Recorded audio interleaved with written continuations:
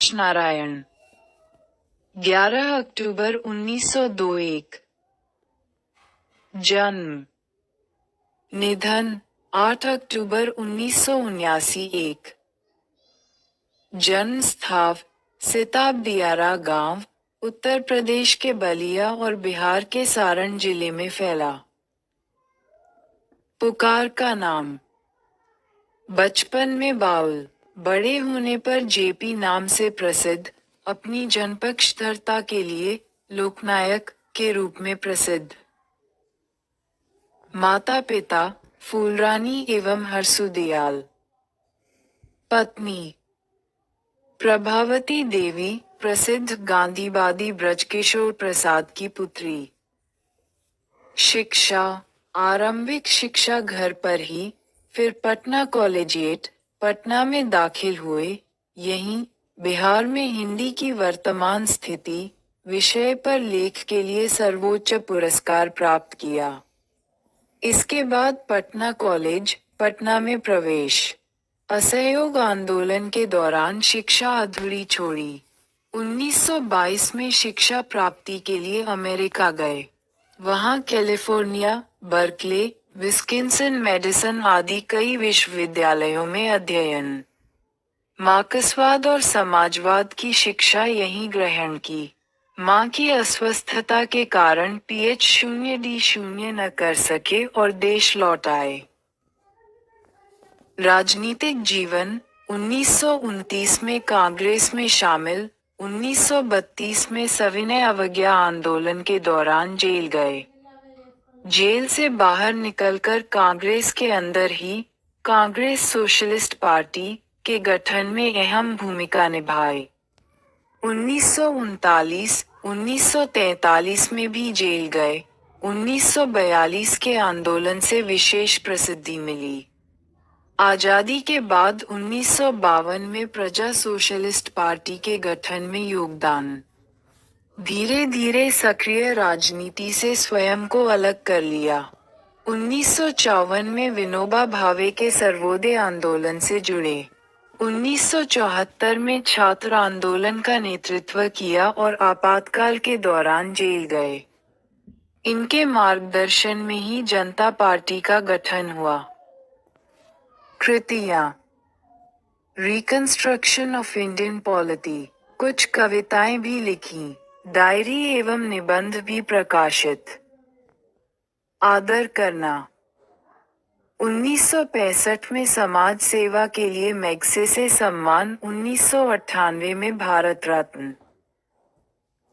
जयप्रकाश नारायण 20वीं शती में भारत के एक प्रमुख समाजवादी विचारक, क्रांतिदर्शी नेता, समर्पित समाजकर्मी तथा विद्रोही स्वाधीनता सेनानी थे। उनका अध्ययन विशाल और वैविध्यपूर्ण था। राजनीति, संगठन कर्म और लोकसेवा का अनुभव व्यापक और गहन था।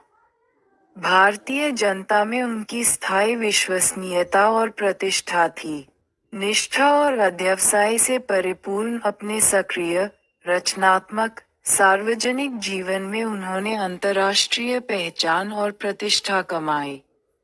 वे अपने समय में विश्व के कुछ चुने हुए लोकतांत्रिक नेताओं में से एक थे। विदेश से अपनी शिक्षा पूरी कर लौटने के बाद उन्होंने स्वाधीनता संघर्ष में अपने को झोंक दिया। स्वाधीनता संघर्ष में उनकी भूमिका क्रांतिधर्मी थी। स्वाधीनता प्राप्ति के बाद उन्होंने सत्ता केंद्रित राजनीति के बदले अपने लिए लोक केंद्रित रचनात्मक राजनीति और समाज सेवा का मार्ग चुना। उन्होंने समता, न्याय, सामाजिक परिवर्तन और लोकतंत्र के पक्ष में पत्रकारिता की तथा लोकसेवा के अनेक कार्यक्रम और अभियान चलाए। पड़ोसी देश नेपाल में लोकशाही के लिए हुए संघर्ष में भी उनका योग रहा। गांधीवाद के संसर्ग में आकर उन्होंने अपनी लोकनिष्ठा अधिक सुदृढ़ की तथा विनोबा भावे के भूदान आंदोलन में उल्लेखनीय रचनात्मक भूमिका निभाई। 60 के दशक में अपनी ईमानदारी, त्याग और निस्वार्थ लोकसेवा के कारण जनता के बीच अर्जित अपनी विश्वसनीयता के चलते उन्होंने डाकुओं के हृदय परिवर्तन और पुनर्वास को लेकर उल्लेखनीय उपलब्धियां हासिल की। आगे जब देश में आपातकाल लागू हुआ और जनतांत्रिक अधिकारों का क्रूरतापूर्वक दमन किया जाने लगा, तब बिहार, गुजरात सहित समूचे देश में छात्रों और युवाओं का आक्रोश फूट पड़ा। छात्रों और युवाओं के ही अनुरोध पर बुढ़ापा और बीमारी के बावजूद जयप्रकाश नारायण ने आंदोलन का नेतृत्व स्वीकार किया। तब आंदोलन ने देखते ही देखते राष्ट्रव्यापी संगठित रूप धारण किया। जयप्रकाश नारायण लोकनायक कहकर पुकारे गए और वे युवा शक्ति के प्रतीक तथा युवाओं के हृदय सम्राट बन गए। उन्होंने संपूर्ण क्रांति का नारा दिया और सुविचारित राजनीतिक सामाजिक कार्यक्रम प्रस्तुत करते हुए उन पर अमल करने की व्यापक अपील की। उसका जबरदस्त असर पड़ा। देश में सत्ता परिवर्तन हो गया, किंतु संपूर्ण क्रांति का लक्ष्य अभी दूर था। सत्ता परिवर्तन उसका प्रारंभिक चरण भर था। आगे व्यापक सामाजिक कार्यक्रम थे जिन्हें अनवरत संगठित प्रयासों द्वारा ही पूरा किया जा सकता था। जयप्रकाश नारायण बुरी तरह अस्वस्थ हो चुके थे। शीघ्र ही पटना में उनका अवसान हो गया। सत्ता बदल गई थी, किंतु संपूर्ण क्रांति का लक्ष्य सत्ताधारी नेताओं और दलों के आपसी कलह और खींचतान में दूर हुआ चला जा रहा था। कुछ लोककर्मी संगठनों और शक्तियों द्वारा अथक रूप से आज भी इस दिशा में आगे बढ़ते हुए कार्यक्रम चलाए जा रहे हैं। जरूरत है इस दिशा में बड़े पैमाने पर जनसंरक्षण के साथ अभियान चलाने की। यहाँ 5 जून 1974 के पटना के गांधी मैदान में दिए गए जयप्रकाश नारायण के संपूर्ण क्रांति वाले ऐतिहासिक भाषण का एक अंश प्रस्तुत है। संपूर्ण भाषण स्वतंत्र पुस्तिका के रूप में जनमुक्ति पटना से प्रकाशित है। इस संकलित अंश से उसकी एक छोटी सी झलक भर मिलती है, किंतु लाखों लाख की संख्या में संपूर्ण प्रदेश और देश के विविध क्षेत्रों से आए लोगों, विशेषकर युवा वर्ग के उस ऐतिहासिक जन सम्मर्द के बीच लोकनायक ने अस्वस्थ दशा में भी शांतिपूर्वक अपनी बातें कहीं और संपूर्ण जनता मंत्रमुग्ध होकर सुनती रही। भाषण के बाद लोगों के हृदय में क्रांतिकारी विचार धधक उठे और आंदोलन ने विराट रूप धारण कर लिया। पटना के गांधी मैदान में फिर न वैसी भीड़ इकट्ठी हुई और न वैसा कोई प्रेरक भाषण और पुरस्सर जनसंवाद कायम हो सका। 66 है जयप्रकाश वह नाम जिसे इतिहास समादर देता है बढ़कर, जिसके पदचिन्हों को उर पर अंकित कर लेता है। राष्ट्रकवि दिनकर। संपूर्ण क्रांति। बिहार प्रदेश छात्र संघर्ष समिति के मेरे युवक साथियों, बिहार प्रदेश के असंख्य नागरिक भाइयों और बहनों, अभी अभी रेणु जी ने जो कविता पढ़ी, अनुरोध तो वास्तव में उनका था, सुनाना तो वह चाहते थे। मुझसे पूछा गया कि वह कविता सुना दें या नहीं। मैंने स्वीकार किया, लेकिन उसने बहुत सारी स्मृतियां और अभी हाल की बहुत दुखद स्मृति को जागृत कर दिया है। इससे हृदय भर उठा है। आपको शायद मालूम न होगा कि जब मैं वेल्लोर अस्पताल के लिए रवाना हुआ था, तो जाते समय मद्रास में 2 दिन अपने मित्र श्री ईश्वर अय्यर के साथ रुका था। वहां दिनकर जी गंगाबाबू मिलने आए थे, बल्कि गंगाबाबू तो साथ ही रहते थे, और दिनकर जी बड़े प्रसन्न दिखे। उन्होंने अभी हाल की अपनी कुछ कविताएं सुनाई और मुझसे कहा कि आपने जो आंदोलन शुरू किया है, जितनी मेरी आशाएं आपसे लगी थीं, उन सब की पूर्ति आपके इस आंदोलन में, इस नए आह्वान में, देश के तरुणों का आपने जो किया है, मैं देखता हूँ। तालियां, तालियां हरगिज न बजाए, मेरी बात चुपचाप सुनिए। अब मेरे मुंह से आप हुंकार नहीं सुनेंगे, लेकिन जो कुछ विचार मैं आपसे कहूंगा वे विचार हुंकारों से भरे होंगे। क्रांतिकारी वे विचार होंगे, जिन पर अमल करना आसान नहीं होगा। अमल करने के लिए बलिदान करना होगा, कष्ट सहना होगा, गोली और लाठियों का सामना करना होगा, जेलों को भरना होगा, जमीनों की कुर्कियां होंगी, ये सब होगा। ये क्रांति है मित्रों, और संपूर्ण क्रांति है। यह कोई विधानसभा के विघटन का ही आंदोलन नहीं है। वह तो एक मंजिल है, जो रास्ते में है। दूर जाना है, दूर जाना है। जवाहरलाल नेहरू के शब्दों में अभी न जाने कितने मीलों इस देश की जनता को जाना है उस स्वराज्य को प्राप्त करने के लिए, जिसके लिए देश के हजारों लाखों जवानों ने कुर्बानियां दी हैं। जिसके लिए सरदार भगत सिंह, उनके साथी, बंगाल के सारे क्रांतिकारी साथी, महाराष्ट्र के साथी, देश भर के क्रांतिकारी सभी गोली का निशाना बने, या तो फांसी पर लटकाए गए। जिस स्वराज्य के लिए लाखों लाख देश की जनता बार बार जेलों को भरती रही है। लेकिन आज 27-28 वर्ष के बाद का जो स्वराज्य है, उसमें जनता कराह रही है। भूख है, महंगाई है, भ्रष्टाचार है, कोई काम नहीं जनता का निकलता है बगैर रिश्वत दिए। सरकारी दफ्तरों में, बैंकों में, हर जगह टिकट लेना है, उसमें जहां भी हो, रिश्वत के बगैर काम नहीं जनता का होता। हर प्रकार के अन्याय के नीचे जनता दब रही है। शिक्षा संस्थाएं भ्रष्ट हो रही हैं। हजारों नौजवानों का भविष्य अंधेरे में पड़ा हुआ है। जीवन उनका नष्ट हो रहा है। शिक्षा दी जाती है गुलामी की शिक्षा। शिक्षा पाकर दर दर ठोकरें खाना नौकरी के लिए। नौकरियां मिलती ही नहीं। दिन पर दिन बेरोजगारी बढ़ती जाती है।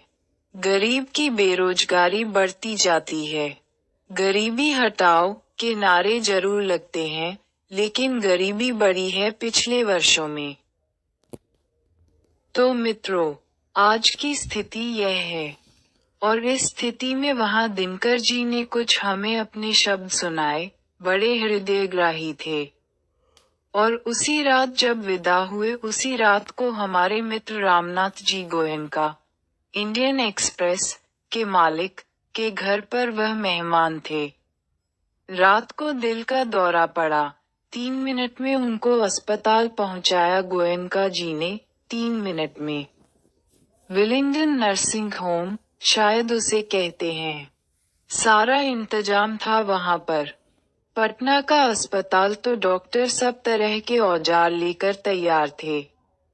लेकिन पता नहीं 3 घंटे में भी तैयार न हो पाता। सभी दिनकर जी का हॉट फिर से जिंदा नहीं हो पाया। उसी रात उनका निधन हो गया। ऐसी चोट लगी, उनकी यह कविता सुन के, उनका वह सुंदर, सौम्य, जोशीला चेहरा याद आ गया। आज लगता है, हमारे 2 मित्रों की कितनी कमी है। आज भाई बेनीपुरी जी होते, उनकी लेखनी में जो ताकत थी, आज के जुलूस का, आज की इस सभा का जो वर्णन वह देते, एक एक शब्द में अंगार होते। आज दिनकर जी जो कविता लिखते, नए भारत के नवनिर्माण के लिए, जो देश के युवकों और छात्रों और देश के साधारण व्यक्तियों, नर और नारियों के द्वारा आज से हो रहा है शुरू, प्रारंभ हो गया है, वह कविता शायद इस नवीन क्रांति का एक अमर साहित्य बन जाती। लेकिन आज दोनों ही नहीं हैं, न दिनकर जी हैं, न बेनीपुरी जी। तो मित्रों, ये स्मृतियां जगी हैं और इनका भार हृदय पर है। मैं तो थक गया हूँ, लेकिन आज बड़ी भारी जिम्मेदारी हमारे कंधों पर आई है और मैंने इस जिम्मेदारी को अपनी तरफ से मांग करके नहीं लिया है। तरुणों से, छात्रों से बराबर कहता रहा हूँ जब पहला हमने आह्वान किया था, यूथ फॉर डेमोक्रेसी का, लोकतंत्र में युवकों का क्या रोल है, ये हमने जो बताया था, उसमें लिखा था और उसके बाद बराबर कहता रहा हूँ, संचालन समिति में बहस करता रहा हूँ, हम बूढ़े हो गए, हमारी सलाह ले लीजिए। हम दूसरी पीढ़ी के हो गए, आप नई पीढ़ी के लोग हैं। देश का भविष्य आपके हाथों में है। उत्साह है आपके अंदर, शक्ति है आपके अंदर, जवानी है आपके अंदर, आप नेता बनिए। मैं आपको सलाह दूंगा। तो छात्रों ने कहा, जयप्रकाश जी, मार्गदर्शन से काम नहीं चलेगा, आपको नेतृत्व स्वीकार करना पड़ेगा। मैं टालता रहा, लेकिन अंत में वेल्लोर जाते समय मैंने उनके आग्रह को स्वीकार किया। स्वीकार करते समय मैंने अनुभव किया अपनी अयोग्यता का और नम्रतापूर्वक ये स्वीकार किया। परंतु छात्रों से भी, आप सबसे भी यह अनुरोध है कि नाम के लिए मुझे नेता नहीं बनना है। मुझे सामने खड़ा करके और कोई हमें डिक्टेट करे पीछे से कि क्या करना है जयप्रकाश नारायण तुम्हें, तो इस नेतृत्व को कल मैं छोड़ देना चाहूंगा। मैं सबकी सलाह लूंगा, तालियां नहीं, बात सुनिए, बात समझिए, सबकी बात सुनूंगा। छात्रों की बात, जितना भी ज्यादा होगा, जितना भी समय मेरे पास होगा, उनसे बहस करूंगा, समझूंगा और अधिक से अधिक उनकी बात मैं स्वीकार करूंगा। आपकी बात स्वीकार करूंगा, जन संघर्ष समितियों की, लेकिन फैसला मेरा होगा। इस फैसले को इनको मानना होगा और आपको मानना होगा। तब तो इस नेतृत्व का कोई मतलब है, तब ये क्रांति सफल हो सकती है। और नहीं, तो आपस के झगड़ों में, बहसों में, पता नहीं कि हम किधर बिखर जाएंगे और क्या नतीजा निकलेगा। बहुत दिनों से सार्वजनिक जीवन में हूँ। 1921 में, जनवरी के महीने में, इसी पटना कॉलेज में I0SC0 का विद्यार्थी था। हमारे साथ, हमारे निकट के साथी थे। वे सब छात्रवृत्ति पाने वाले थे। मुझे भी छात्रवृत्ति मिलती थी। सब अव्वल दर्जे के, क्रीम, थे उस समय के विद्यार्थियों में। और हम सबने एक साथ गांधी जी के आह्वान पर असहयोग किया। असहयोग करने के बाद करीब 1.5 वर्ष यूं ही मेरा जीवन बीता। चूंकि मैं साइंस का विद्यार्थी था, तो राजेंद्र बाबू के सचिव या मंत्री या मित्र या जो कहिए मथुरा बाबू उनके जामाता बाबू फूलदेव सहाय वर्मा थे, उनके पास भेज दिया गया कि फूलदेव बाबू के साथ रहो और उनकी लेबोरेटरी में, उनकी प्रयोगशाला में कुछ प्रयोग करो और उनसे कुछ सीखो। महामना मदन मोहन मालवीय जी के लिए मेरे हृदय में पूजा का भाव है, परंतु हिंदू विश्वविद्यालय में भी दाखिल होने के लिए मैं तैयार नहीं था, क्योंकि सरकारी रुपया, सरकारी एड, मदद विश्वविद्यालय को मिलती थी। स्वतंत्र नहीं था वह, पूर्ण रूप से राष्ट्रीय विद्यालय नहीं था। तो मैं किसी विद्यालय में नहीं गया। बिहार विद्यापीठ में मैंने परीक्षा दी I0SC0 की। पास तो करना ही था, पास कर गया। उसके बाद बचपन में जब हाई स्कूल में था मैंने स्वामी सत्यदेव के भाषण सुने थे अमेरिका के बारे में। कोई धनी घर का नहीं हूँ। थोड़ी सी खेती और पिताजी नहर विभाग में जिलादार, बाद में रेवेन्यू असिस्टेंट हुए। नॉन गजेटेड अफसर थे। उनकी हैसियत नहीं थी कि वह मुझे अमेरिका भेजें। तो मैंने सुना था कि अमेरिका में मजदूरी करके लड़के पढ़ सकते हैं। मेरी इच्छा थी कि आगे पढ़ना है मुझे, आंदोलन तो गिराव पर आ गया है, चढ़ाव पर था, उतर चुका है। इस बीच अमेरिका से कुछ शिक्षा प्राप्त करके आ जाऊं। इसीलिए अमेरिका गया। कुछ लोग हैं जो हमारे पता नहीं कि उन्हें किस नाम से पुकारूं, मुझे आज वर्षों से गालियां देते रहे हैं। कितनी गालियां मुझे दी गई हैं। चूंकि अमेरिका में मैंने पढ़ा, इसलिए मैं अमेरिका का दलाल बना हूँ। निक्सन को दे दो तार, जयप्रकाश की हो गई हार, ये नारे लगाए। मित्रों, अमेरिका में बागानों में मैंने काम किया, कारखानों में काम किया, लोहे के कारखानों में। जहां जानवर मारे जाते हैं, उन कारखानों में काम किया। जब यूनिवर्सिटी में पढ़ता था, छुट्टियों में काम करके इतना कमा लेता था कि कुछ खाना हम 3-4 विद्यार्थी मिलकर पकाते थे, और सस्ते में हम लोग खा पी लेते थे। एक कोठरी में कई आदमी मिलकर रह लेते थे, रुपया बचा लेते थे, कुछ कपड़े खरीदने, कुछ फीस के लिए। और बाकी हर दिन रविवार को भी छुट्टी नहीं, 1 घंटा रेस्तरां में, होटल में या तो बर्तन धोया या वेटर का काम किया, तो शाम को रात का खाना मिल गया, दिन का खाना मिल गया। किराया कहाँ से मकान का हमको आया? बराबर 2-3 लड़के। कितने वर्षों तक 2 चारपाई नहीं थी, कमरे में एक चारपाई पर मैं और कोई न कोई अमेरिकन लड़का रहता था। हम दोनों साथ सोते थे, एक रजाई हमारी होती थी। इस गरीबी में मैं पड़ा हूँ। इतवार के दिन या कुछ ऑड टाइम में, ये जो होटल का काम है उसको छोड़ करके, जूते साफ करने का काम, शू शाइन पार्लर में, उससे ले करके कमोड साफ करने का काम होटलों में करता था। वहाँ जब B0A0 पास कर लिया, स्कॉलरशिप मिल गई। 3 महीने के बाद असिस्टेंट हो गया डिपार्टमेंट का, ट्यूटोरियल क्लास लेने लगा, तो कुछ आराम से रहा इस बीच में।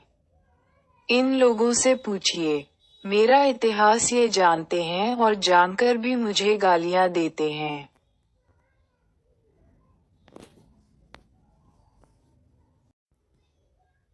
अमेरिका में विस्कासिन में, मेडिसन में, मैं घोर कम्युनिस्ट था। वह लेनिन का जमाना था, वह ट्रॉट्स्की का जमाना था। 1924 में लेनिन मरे थे, और 1924 में मैं मार्क्सवादी बना था, और दावे के साथ कह सकता हूँ कि उस समय तक जो भी मार्क्सवाद के ग्रंथ छपे थे अंग्रेजी में, हम लोगों ने पढ़ डाले थे। रात रात को रोज एक रशियन टेलर था, दर्जी था, उसके यहाँ हमारे क्लास लगते थे।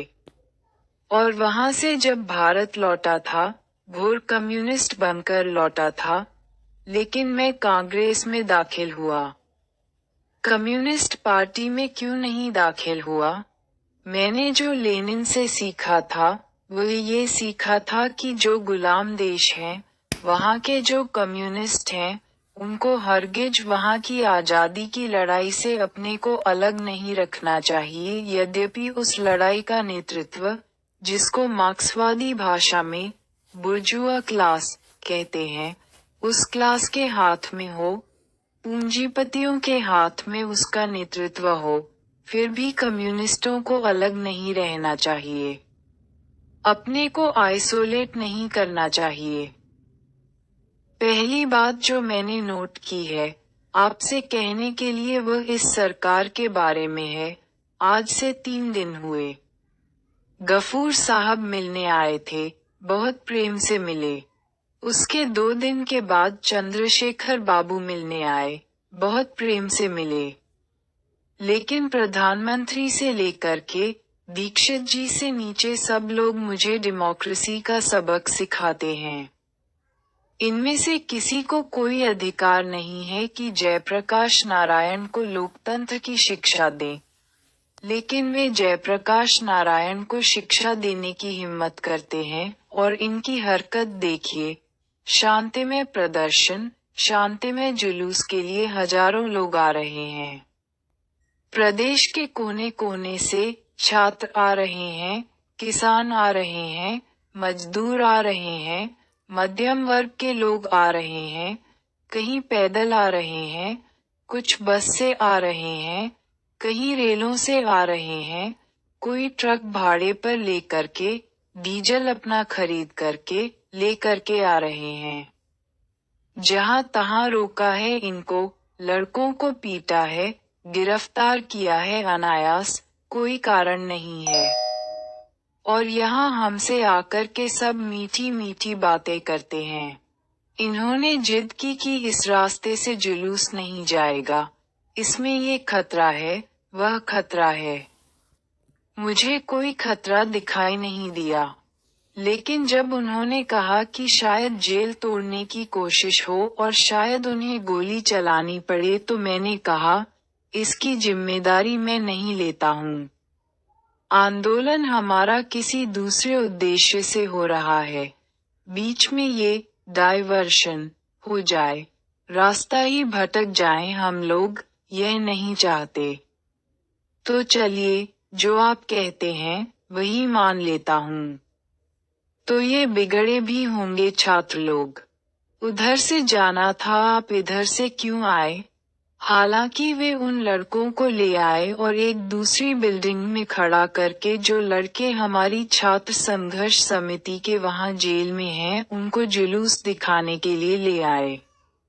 मैं नहीं जानता हूं कि अंग्रेजी सरकार के जमाने में भी इस प्रकार का व्यवहार कभी हुआ हो। लोग रेलों से उतार दिए गए, बसों से उतार दिए गए। टिकट था उनके पास, बेटिकट लोग थे, उनको उतार दिया अलग। मुजफ्फरपुर की रिपोर्ट आपने अखबारों में पढ़ी होगी। सारे डिवीजन में क्या क्या नहीं हुआ है। शर्म नहीं आती इन लोगों को? डेमोक्रेसी की बात करते हैं। लोकतंत्र में, डेमोक्रेसी में जनता को अधिकार नहीं है कि जहां भी चाहे शांतिपूर्ण सभा करें अपनी, जहां भी चाहे शांतिपूर्ण प्रदर्शन करें वे। राज्यपाल के यहाँ जाना हुआ तो लाखों की तादाद में जाएं, असेंबली के सामने जाएं, उनको पूरा अधिकार है। हिंसा करे कोई तो दूसरी बात है। हमसे मिलने आए पुलिस के एक उच्च अधिकारी ने कहा, बड़े उच्चाधिकारी ने कहा नाम लेना। हाँ, ठीक नहीं होगा कि मैंने दीक्षित जी के मुंह से सुना है कि जयप्रकाश नारायण नहीं होते तो बिहार जल गया होता। जब जयप्रकाश नारायण के बारे में ऐसा आप सोचते हैं, तो जयप्रकाश नारायण के लिए ये सारा क्यों होता है? तो उनके नेतृत्व में ये प्रदर्शन और यह सभा होने वाली है। क्यों लोगों को रोकते हैं आप? जनता से घबराते हैं आप? जनता के आप प्रतिनिधि हैं। किसकी तरफ से शासन करने बैठे हैं आप? आपकी हिम्मत की लोगों को पटना आने से रोक लें। उनकी राजधानी है, आपकी राजधानी है। ये पुलिस वालों का देश है, ये जनता का देश है। डूब जाना चाहिए इन लोगों को। ऐसी नीचता का व्यवहार। बहुत कठोर शब्द का प्रयोग कर रहा हूँ, मैं कठोर शब्द का प्रयोग नहीं करता, लेकिन यह नीचता का व्यवहार है। अगर कोई डेमोक्रेसी का दुश्मन है, तो वे लोग दुश्मन हैं, जो जनता के शांतिमय कार्यक्रमों में बाधा डालते हैं, उनकी गिरफ्तारियां करते हैं, उन पर लाठी चलाते हैं, गोलियां चलाते हैं। ये डेमोक्रेसी है, इसे बदलना चाहती है जनता। जयप्रकाश नारायण, छात्र, युवक। क्योंकि जो भी आंदोलन इस देश में आज उठेगा उसका नेता युवक रहेगा, छात्र रहेगा, इसमें कोई संदेह नहीं है हमको। मित्रों, एक बात तो ये कहनी थी। मैं जानता हूँ कि डॉक्टर रहमान यहाँ बैठे होंगे, तो वे कुछ चिंता में पड़े होंगे कि इस जोर से बोलने का असर मेरे हृदय पर बुरा होगा। मैं भी समझता हूँ। अब जरा अपने को बांध के बोलूंगा। अभी हाल में मैं वेल्लोर में था, तो हमारे परम मित्र और स्नेही उमाशंकर जो दीक्षित पटना आए थे, उन्होंने मेरे संबंध में कुछ अच्छी बातें कही। साथ साथ कई प्रश्न उन्होंने उठाए। मेरा उनका बहुत पुराना संबंध है। 32-33 का आंदोलन जो चला था, उसमें वह अंडरग्राउंड बम्बई में वह रहते ही थे, अंडरग्राउंड नेता थे। और सदानंद जी ने, जो फ्री प्रेस के मालिक भी थे, उसकी स्थापना की थी। उन्होंने उनको ब्रेन ऑफ बॉम्बे कहा था।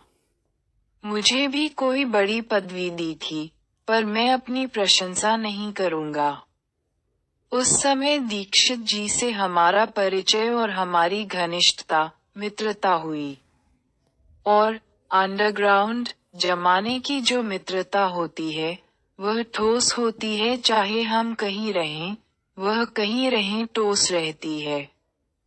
उसके बाद हम एक दूसरे के मित्र आज तक बने हुए हैं। कुछ ऐसे मित्र हैं जिनके भाव अच्छे हैं। हमारे पुराने मित्र जो सोशलिस्ट पार्टी में थे या जो नहीं भी थे, चाहते हैं कि जयप्रकाश नारायण और इंदिरा जी में कुछ मेल मिलाप हो। तो मित्रों, मेरा किसी व्यक्ति से झगड़ा नहीं है। किसी व्यक्ति से झगड़ा नहीं है, चाहे वे इंदिरा जी हों या कोई हों। हमें तो नीतियों से झगड़ा है, सिद्धांतों से झगड़ा है, कार्यों से झगड़ा है।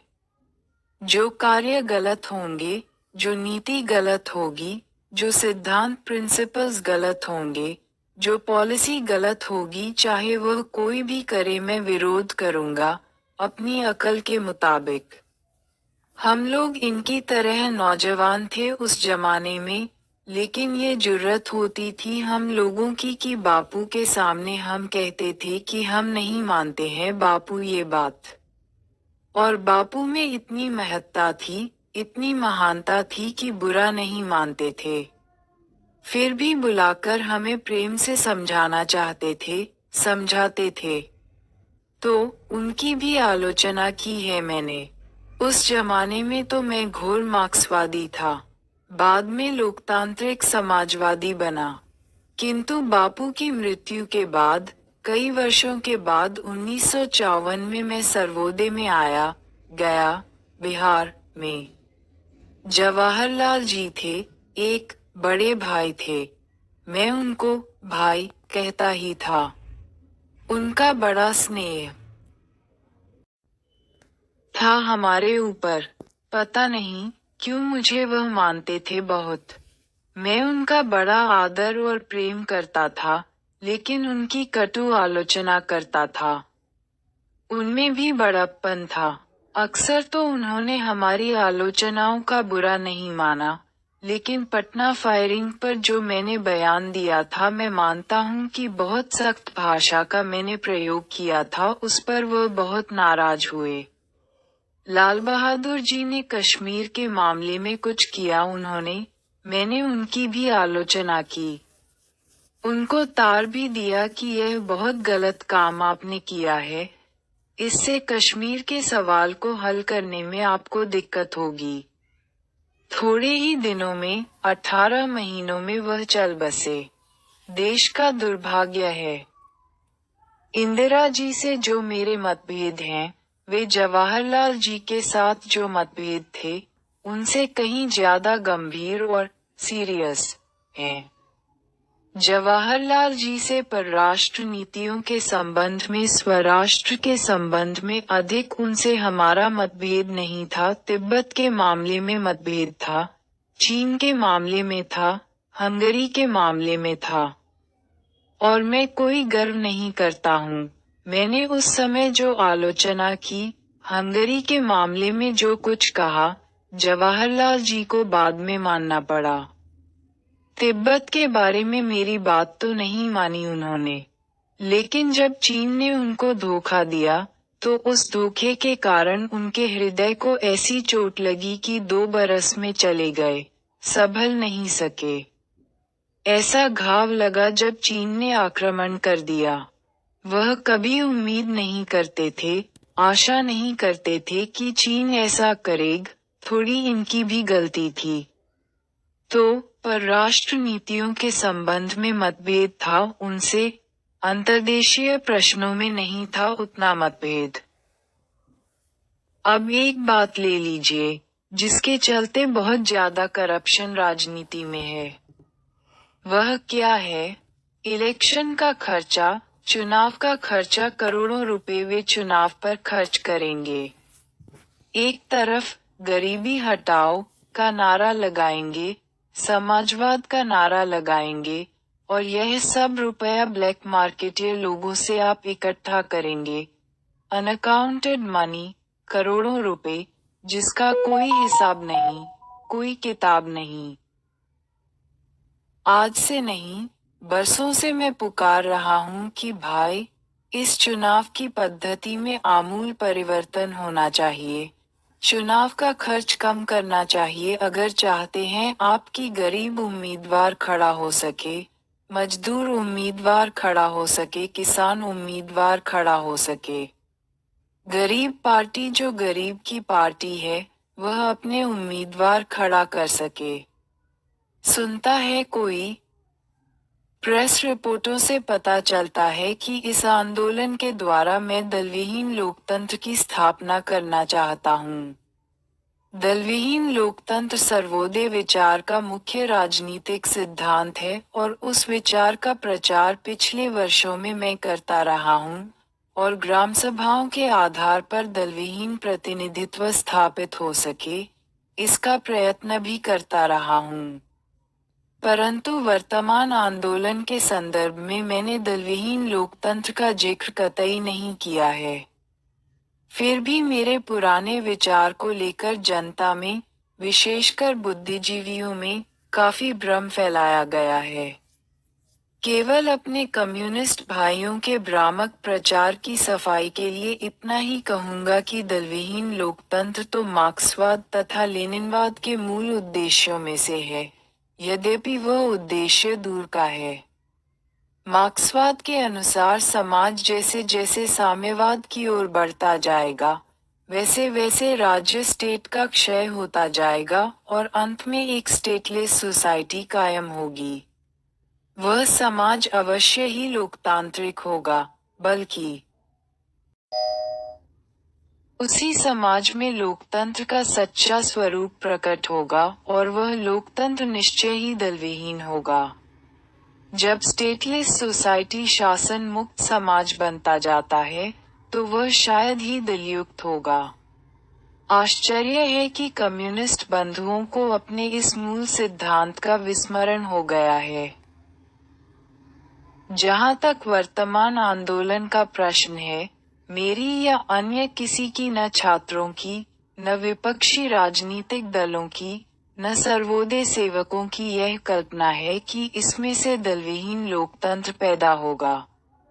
विधानसभा का विघटन हो जाएगा, तो 6 महीने या वर्ष भर में फिर चुनाव होंगे, जो वर्तमान कानून या चुनाव प्रणाली के अनुसार होंगे।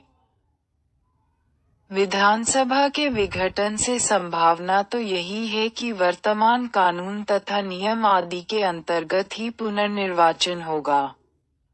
इसलिए प्रश्न उठता है, जैसा कि पिछले सप्ताहों में कई बार उठा भी है, कि उस हालत में विधानसभा के विघटन से क्या लाभ होगा?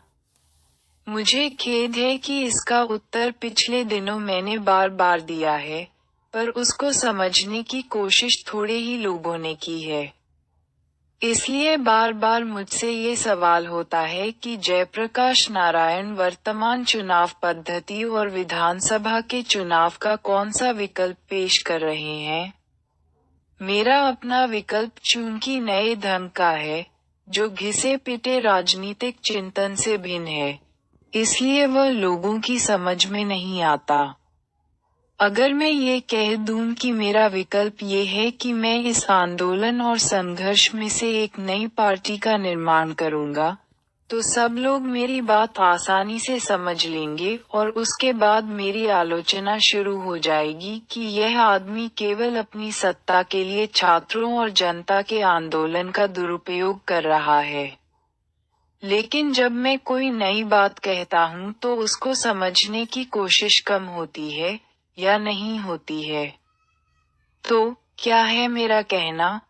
संक्षेप में ये है कि आज की परिस्थिति में आम जनता को, आम मतदाता को केवल इतना ही अधिकार प्राप्त है कि वह चुनाव में अपना मतदान करें, परंतु मतदान प्रक्रिया न तो स्वच्छ और स्वतंत्र होती है, न उम्मीदवारों के चयन में मतदाताओं का हाथ होता है, और न चुनाव के बाद अपने प्रतिनिधियों पर उनका कोई अंकुश ही रहता है। मैं इन दोनों कमियों को दूर करने का प्रयत्न कर रहा हूँ।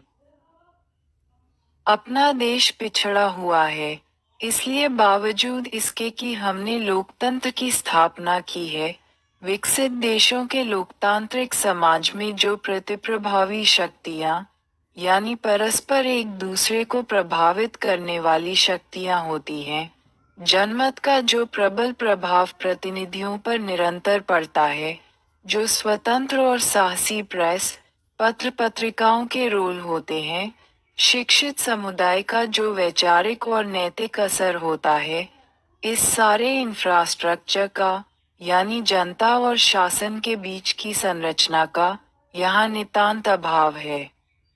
ऐसी स्थिति में हमारा लोकतंत्र केवल नामात्र का रह जाता है। इस पूरी अंतरिम संरचना का इंफ्रास्ट्रक्चर का निर्माण तो एक दिन में नहीं हो सकता, परंतु उसके अभाव में आम जनता या मतदाता मतदान के सिवा कोई भी पार्ट अदा नहीं कर सकता, जिसके परिणामस्वरूप मंत्री तथा विधायक निरंकुश और स्वच्छंद हो जाते हैं, और जनता का किसी प्रकार का अंकुश उन पर नहीं रहता, सिवाय इस भय के कि अगले चुनाव में जनता यदि चाहे तो उनको वोट नहीं दे, परंतु ये भय भी रुपया, जाति, बल प्रयोग, मिथ्याचरण आदि के कारण निष्प्रभ हो जाता है। अब चूंकि प्रदेश के छात्र, युवक और सर्वसाधारण जनता जागृत हो गई है, वह आगे बढ़ रही है और कुछ नया चाहती है, वर्तमान परिस्थिति में परिवर्तन चाहती है।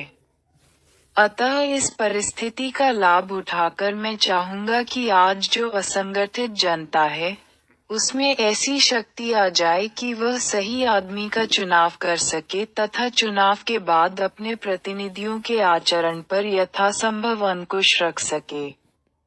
इस संबंध में मेरे कुछ सुझाव हैं। एक तो ये है कि जब विधानसभा का अगला चुनाव हो, तो हमारी छात्र संघर्ष तथा जन संघर्ष समितियां मिलकर के आम राय से अपना उम्मीदवार खड़ा करें, अथवा जो उम्मीदवार खड़े किए जाएं, उनमें से किसी को मान्य करें। यदि इन समितियों के बीच आम राय नहीं होती है, तो हम कोई ऐसा रास्ता बनाएंगे, जिससे आपस में फूट हुए बगैर ये समितियां अपना उम्मीदवार खड़ा कर सकेंगी, या किसी एक उम्मीदवार को अपनी मान्यता दे सकेंगी। इस प्रकार के चुनाव में जनता का एक बहुत बड़ा पार्ट होगा, यानी जनता और छात्रों की संघर्ष समितियां उम्मीदवार के चयन में अपना महत्वपूर्ण रोल अदा करेगी। दूसरी बात यह है कि जो भी उम्मीदवार अमुक चुनाव क्षेत्र से जीतेगा, उसके भावी कार्यक्रमों पर कड़ी निगरानी रखने का काम ये संघर्ष समितियां करेगी, और अगर उस क्षेत्र का प्रतिनिधि गलत रास्ता पकड़ता है, तो उनको इस्तीफा देने को बाध्य करेगी। इस प्रकार से जनता का अंकुश इन लोगों के ऊपर होगा और आज की तरह उच्छृंखल, आज की तरह निरंकुश और स्वच्छंद वे नहीं रह पाएंगे।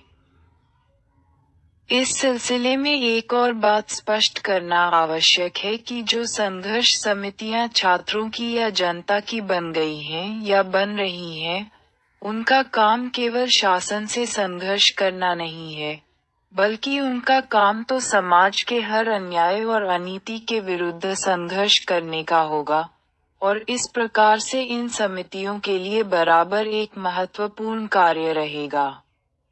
गांव में छोटे अफसरों या कर्मचारियों की, चाहे वे पुलिस के हों या अन्य किसी प्रकार के, जो घूसखोरी चलती है, उसके खिलाफ तो संघर्ष रहेगा ही।